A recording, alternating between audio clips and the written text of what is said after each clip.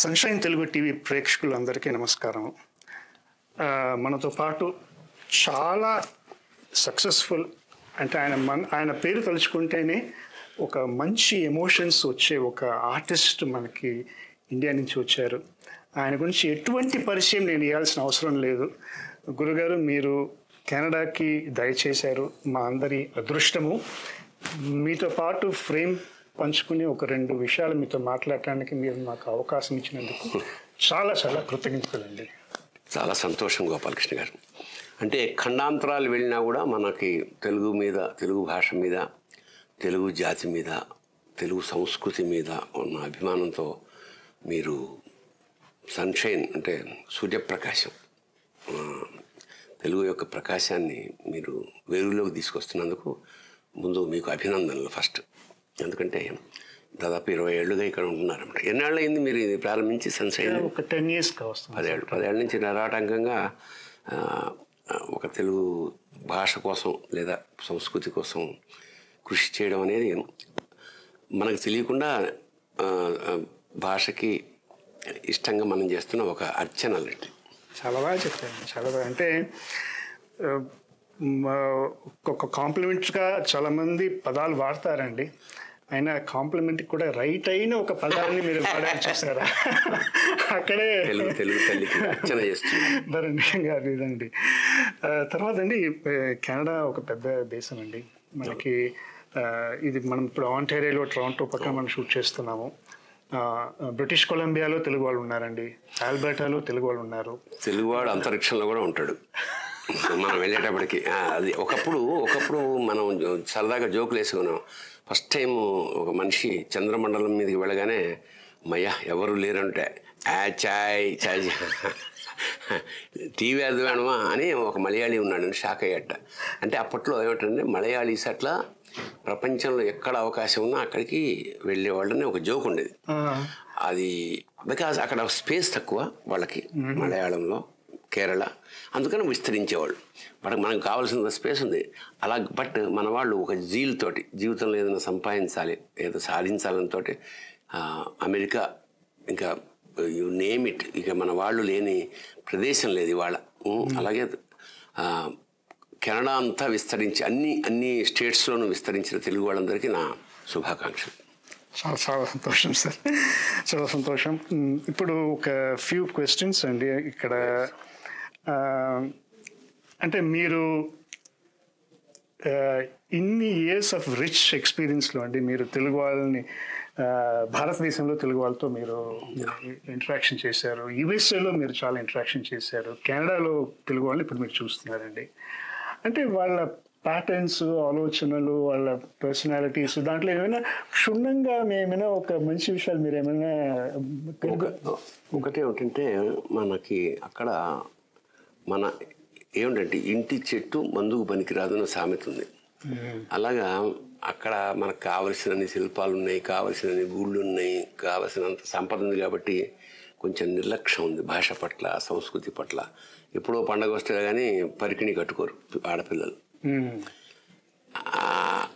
ఆ క్రమం నుంచి విదేశాలకు వెళ్ళిపోయిన తెలుగు వాళ్ళకి పర్టికులర్గా ఏమిటంటే మనం అయ్యో మన కల్చర్ని వదిలేసి వెళ్ళిపోయాము అని ఇక్కడ తప్పకుండా పండగలన్నీ చాలా శాస్త్రోక్తంగా చేసుకుంటున్నారు వేరే దేశాల్లో, పర్టికులర్లీ యుఎస్ఏ. నేను యుఎస్కి దాదాపు 10-15 సార్లు వెళ్ళాను. వాళ్ళు పండగకి తప్పకుండా మగవాళ్ళు పంచెలు, ఆడవాళ్ళు చీరలు, అమ్మాయిలు పరికిణీలు, ఇదంతా చాలా ముచ్చట. కంటే ఏ సంస్కృతి అయితే అది మన తెలుగు రాష్ట్రాల్లో మెల్లిగా లుప్తం అయిపోతుందో దాన్ని వీళ్ళు ఎన్హాన్స్ చేస్తున్నారు. సో ఆ క్రమంలో నేను చాలాసార్లు, చాలా సందర్భాల్లో తెలుగు భాష కోసమే నేను అమెరికా ఆటా సభలకు వచ్చాను. ఫర్ ద ఫస్ట్ టైం కెనడాకి వస్తున్నాను. ఇక్కడ అమెరికాలో ఉన్నంత జనసాంద్రత, డెన్సిటీ అంత లేకపోయినా కూడా ఎప్పుడైతే తక్కువ అవుతారో వీళ్ళు ఇంకా ఎక్కువగా దాన్ని సంపాదించుకునే క్రమంలో ఉన్నారు. నేను ఏ ఇంటికి వెళ్ళినా వాళ్ళు వాళ్ళ బాబాయో వాళ్ళ ఇంట్లో మనిషిలాగా నన్ను ఆదరిస్తున్నారు. So this is a common mentality. Of course celebrity అనే ఒక ఒకటి ఉంటుంది. స్టిల్ హ్యూమన్ రిలేషన్స్ వీళ్ళు ఎంత జాగ్రత్తగా కాపాడుకుంటూ వస్తున్నారు అనే దాని మీద చాలా I really love, enjoy and I bless them also. మీరు ఒక 750 మూవీస్ దాకా మీరు చేశారు. అయినా అండి మీరు ఏ రోల్ చేసినా సరే, ఒక హాస్యం రోల్ చేసినా సరే, ఒక విలన్ రోల్ చేసినా సరే, లేకపోతే ఒక క్యారెక్టర్ రోల్ చేసినా సరే, ఏ రోల్ చేసినా కూడా దాంట్లో మీ గురించి పబ్లిక్ ఒక పాజిటివ్ ఇంప్రెషన్ పడేట్టుగా ఎలా చేయగలిగారండి? పాజిటివ్ ఏం లేదండి. నేను విలన్ రోల్స్ నేను చేసినప్పుడు ఇక్కడ అమెరికాలోనే అనుకుంటా, ఒక మీటింగ్లో ఒక అమ్మాయి లేచి, ఏమండి నేను మాతృదేవో భవ సినిమా చూశానండి, you are so cruel in that movie, actual నాకు చాలా చిన్నపిల్లనప్పుడు, కానీ అప్పుడు మిమ్మల్ని చంపేయాలనిపించింది నాకు. Just I wanted to kill you అని. అమ్మ ఇప్పుడు చంపకమ్మ, నాకు పిల్లలు ఉన్నారు.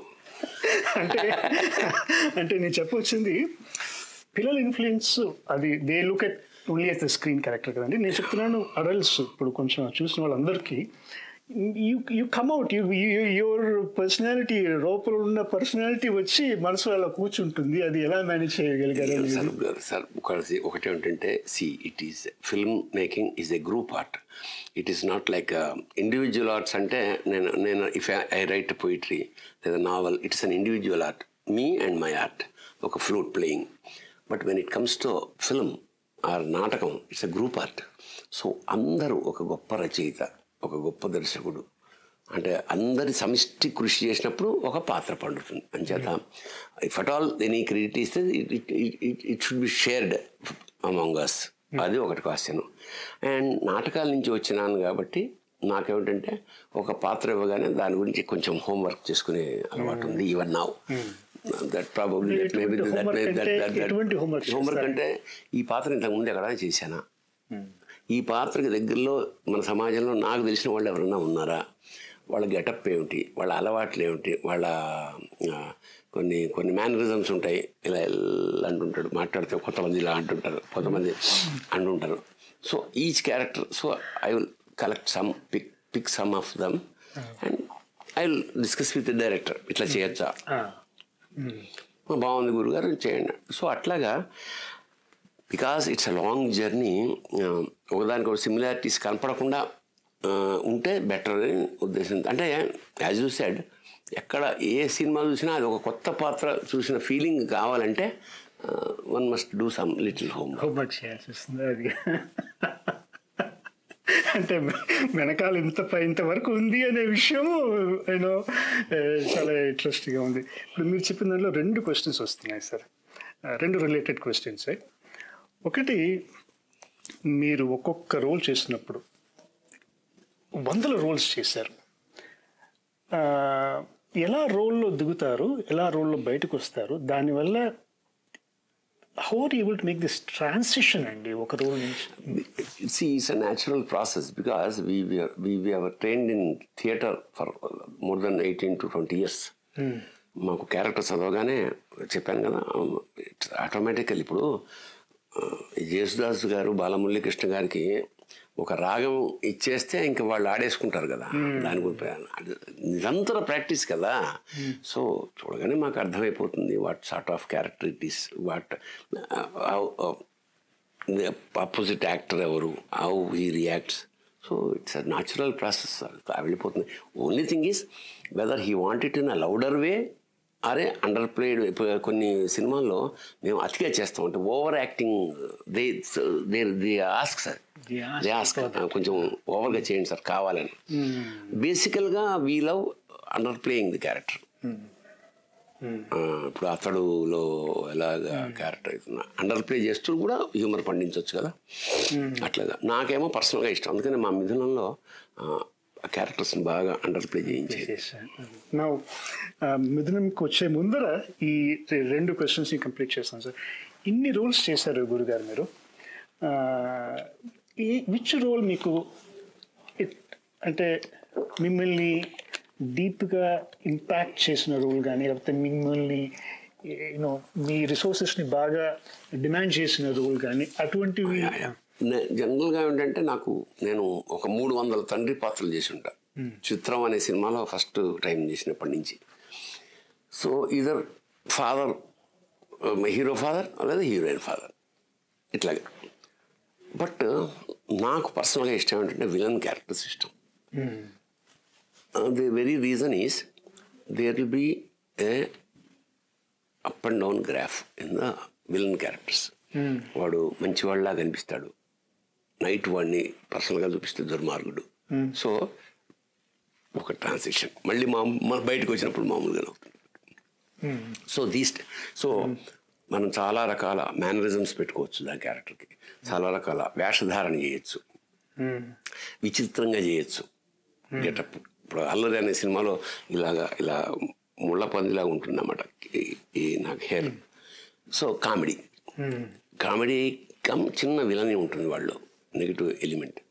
So all the negative characters have some or other upside graphs ఉంటాయి. ఓ మంచివాడు అనుకోండి, వాడు ఎప్పుడు మంచివాడుగానే ఉండాలి కదా, వాడు సడన్గా ఇంకోలాగా ప్రవర్తించడానికి లేదు. ఒక మంచివాడు. చెడ్డవాడు అనుకోండి, వాడు ఈ విల్ యాక్ట్ యాజ్ మంచివాడు. అంటే మీరు చెప్పడం నేను అర్థం చేసుకోవటం ఏంటంటే, ఇలా ఈ విలన్గా ఉండేది ఎందుకు బాగుంటుంది ఏంటంటే దానికి రియల్ లైఫ్కి ఏదో కనెక్షన్ ఉన్నట్టు, అంటే జనరల్ రియల్ లైఫ్కి. సార్ నేను ఒక విషయం చెప్తున్నా, సినిమాల్లో ఉండే విలని బయట సమాజంలో ఉండే విలతో కంపేర్ చేస్తే చాలా తక్కువ. సమాజంలోనే ఎక్కువ మంది విలన్స్ ఉన్నారు, ఎక్కువ దుర్మార్గం ఉంది, ఎక్కువ హింస ఉంది. నేను ఊరికి సరదాగా అంటుంటా, టీవీ కింద కనుక మీరు 2 బకెట్లు పెడితే సాయంత్రం కల్లా ఓ బకెట్ నిండా బ్లడ్, ఓ బకెట్ నిండా కన్నీళ్ళు వస్తాయి. అంత న్యూస్ చదువుతుంటేనే ఒక నెగిటివ్ ఎనర్జీ. పొద్దున పెట్టగానే మంచి ఫలానా చెట్లు పెరిగాయి. ఆ కరోనా టైంలోనే పక్షులు ఎగిరాయి ఈ దేశంలో, ముఖ్యంగా భారతదేశంలో. అంత వైలెంట్ ప్రపంచం ఇది, దుర్మార్గం. చాలా బాగా చెప్పారు సార్, థ్యాంక్ యూ అండి. ఏంటంటే అండి, ది బ్యూటీ ఆఫ్ మీతో మాట్లాడటం ఏంటంటే గురుగారు, లైఫ్కి ఉన్న రిలేషన్షిప్, మనుషులకి లైఫ్కి ఉన్న రిలేషన్షిప్ని మీరు కొంచెం హైలైట్ చేస్తున్నారండి. The second part of the same question అండి, గురుగారు మీరు డైరెక్టర్, మీరు యాక్టరు, మీరు రైటరు, మీరు సినిమా డైలాగ్స్ కూడా రాశారు. ఇప్పుడు మీరు, సో మీకు ఈ 4 దాంట్లోంచి which is closest to you అండి? హౌ డు యూనో జనరలీ చాలా ఇంటర్వ్యూస్లో అయితేనేమి, సభల్లో అయితేనేమి అడుగుతుంటారు. వాళ్ళకి కూడా నేను ఇదే చెప్తుంటా, మీకు యాక్టింగ్ ఇష్టమా, రచన ఇష్టమా అంటే, మీకు భోజనం చేయడం ఇష్టమా, పడుకోవడం ఇష్టమా అంటే భోజనం చేసి పడుకోవడం ఇష్టం.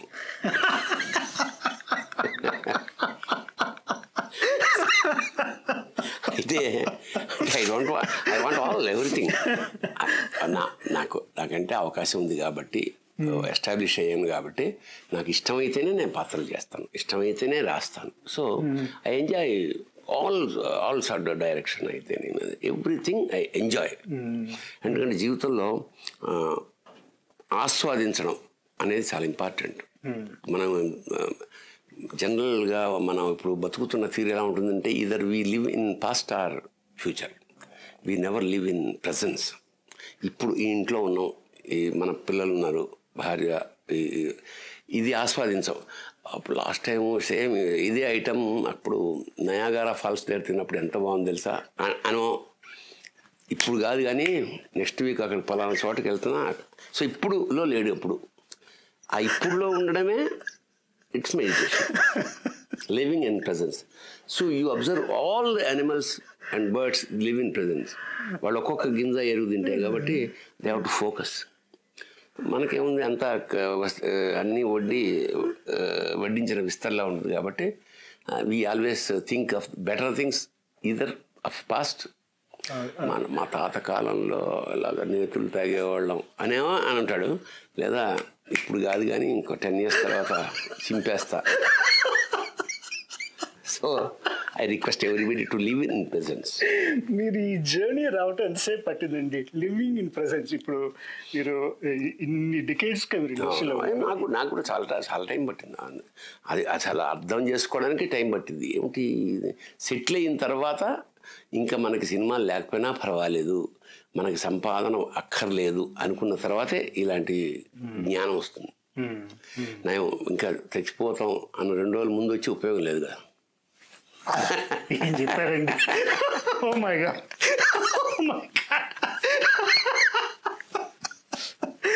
Sir coming back to your, మీరు ఒక భయంకరమైన ఒక స్టాండర్డ్ని ఎస్టాబ్లిష్ చేశారు మీ మిథున మూవీతో. అది నేను చెప్పక్కర్లేదు, the whole world speaks about it. కొన్ని క్వశ్చన్స్ మైండ్లో ఉన్నాయి సార్.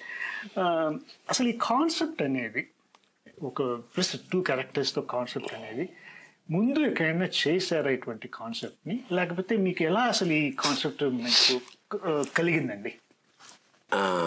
నాకు తెలిసి ఇండియన్ స్క్రీన్ మీద 2 వేషం, ఒక వేషంతో ఒక ప్రయోగం చేశారు ఎప్పుడు హిందీలో. బట్ 2 వేషాలు సినిమా అంతా ఉండడం అనేది నాకు లేదు.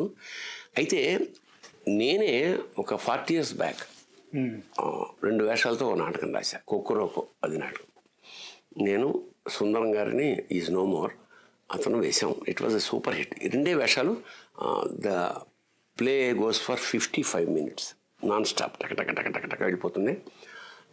మేము చాలా awards, best actor, best director, best script, best character actor, ఇట్లాంటి చాలా award. So it is not the question of people, it is the question of matter అనేది నాకు అర్థమైంది. ఇప్పుడు ఏకపాత్రాభినయం అంటే వన్ మ్యాన్ షో. ఇప్పుడు నిఖిల సురాసుర గరుడ గంధర్వ కిన్నరోరు కింపురుష సిద్ధ సాధ్వానీక మణికంకణ కింకిణి కొనక్వణ దిక్కుణం ఆలాపించు అని ఒక దుర్యోధనుడు ఏకపాత్ర ఉంటుంది. అది మనం 10 to 15 minutes we can. But for long period of 1 hour కష్టం ఒకే మనిషి చేయడం అనేది. అందుకని ఇద్దరిని పెట్టి నేను కొక్కురోకో నాటకం రాశాను. ఏ ఇయర్ అండి అది? అది ప్రాబబ్లీ 80s, 76, 80s మధ్య, after my graduation. And in 90s I made a short film called ink. అది ఝాన్సీ నేను 2 వేషాలు అందులో కూడా. అందులో అబ్సల్యూట్గా డైలాగులు ఉండవు, no dialogue for half an hour. Our actions they speak. అది కూడా సక్సెస్ అయింది. I got international awards also. So that it's give me confidence.